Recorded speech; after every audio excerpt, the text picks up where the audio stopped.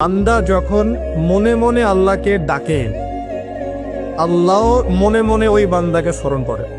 আপনি রাতে শুয়ে আছেন, মনের মধ্যে অনেক কথা, হয়তো অনেক দোয়া আছে, চাওয়া পাওয়া আছে, কষ্ট যন্ত্রণা আছে।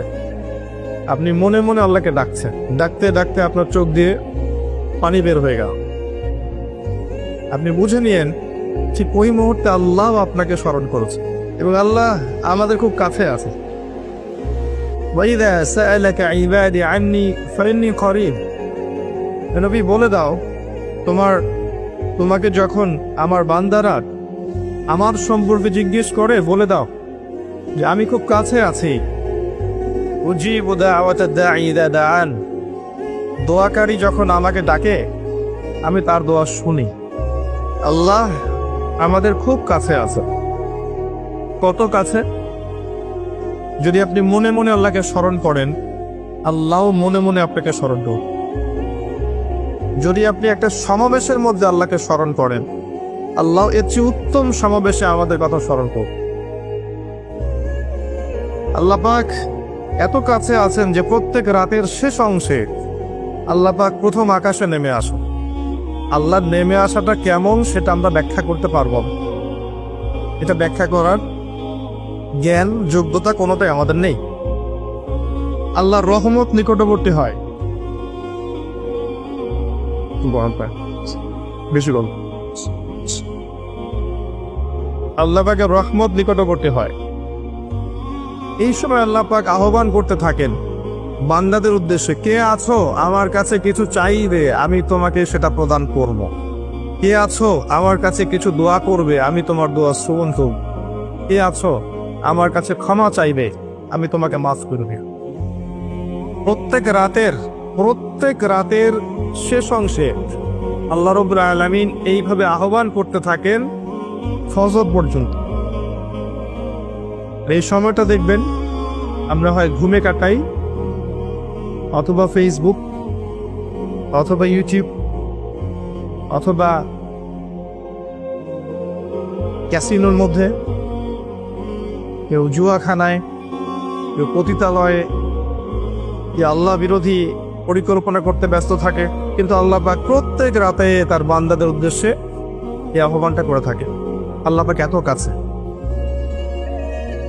মানুষ সেই আল্লাহকে ভুলে গেছে যে আল্লাহ পাক ছাড়া ইবাদত পাওয়ার যোগ্য দ্বিতীয় কোনো ইলাহ নেই। একসময় যে আল্লাহ ছিলেন আর কিচ্ছু ছিল না, শুধু আল্লাহ ছিলেন, আর কিছুই ছিল না। এই মহাবিশ্বের কিচ্ছু ছিল না। এক সময় শুধু আল্লাহ থাকবেন, এই মহাবিশ্বের কিচ্ছু থাকবে না। কুল্লু মান আলাইহা ফান ওয়া ইয়াবকা ওয়াজহু রাব্বিকা যুল জালালি ওয়াল ইকরাম। প্রত্যেকটা বিষয়ে বস্তু ফানা হয়ে যায়, শুধুমাত্র আল্লাহ রাব্বুল আলামিনের সত্তাটা বাকি থাকবে। আল্লাহ পাক সূরা আর-রহমানে একটা আয়াত বারবার বলেছেন, ফাবিআইয়ি আলাই রাব্বিকুমা তুকাযযিবান। তোমরা দুই জাতি, জিন আর মানুষ, তোমরা আল্লাহর কোন কোন নিয়ামতকে অস্বীকার করবে। কেন জিন আর মানুষকে বলা হচ্ছে? কারণ সূরা জারিয়াতের 56 নম্বর আয়াত আল্লাহ পাক বলেছেন, ওয়ামা খালাকতুল জিন্না ওয়াল ইনসা ইল্লা লিয়াবুদুন। আমি জিন আর মানুষকে শুধুমাত্র আমার ইবাদত করার জন্য সৃষ্টি করেছি। এই কারণে জিন আর মানুষকে উদ্দেশ্য করে আল্লাহ পাক সূরা আর-রহমানে বারবার বলছেন, তোমরা আমার কোন কোন নিয়ামতকে অস্বীকার করবে। আল্লাহ রাব্বুল আলামিন এই সূরার মধ্যে বলেছেন যে আল্লাহ পাক তার সৃষ্টির এই যে কাজ, এতে ব্যস্ত থাকেন, প্রত্যেকটা মুহূর্ত তিনি ব্যস্ত থাকেন। তবে সানাফরুগু লাকুম আইয়ুহাস সাকালান, শীঘ্রই তোমাদের দুই জাতির জন্য আমি ফারেক হচ্ছি, দাঁড়াও।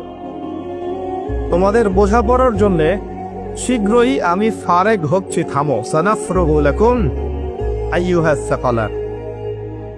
এই আয়াতটা এই সূরার মধ্যে একটা ভয়ঙ্কর আয়াত।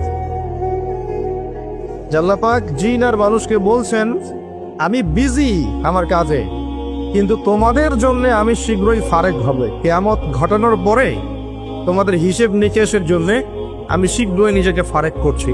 ওয়েট করতে থাকুন, ওয়েট অ্যান্ড সি। মানুষ সে আল্লাহকে ভুলে গেছে যে আল্লাহ রাব্বুল আলামিন এখন জানেন যে আপনি কতদিন বাঁচবেন, জীবনে কি করবেন, কোন দিন আপনি কোন কোন বেলায় কি কি খাবার খাবেন, কোথায় কোথায় আপনি কি কি পাপ করবেন এবং কোথায় কোথায় আপনি কি কি পুণ্য করবেন। আল্লাহ পাক এখনই জানেন।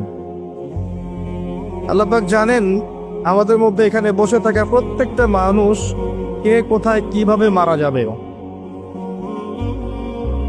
তার জীবনে কি আছে, তার পরকালে কি আছে। আমাদের এখানকার মানুষদের মধ্যে কে কবরের প্রশ্নের উত্তর দিতে পারবে, কে পারবে না, আল্লাহ এখনই জানেন। আল্লাহ পাক এখনই জানেন, এই মুহূর্তেই জানেন যে আমাদের মধ্যে কয়জন মানুষ এখানকার মধ্যে জান্নাতে যাবে।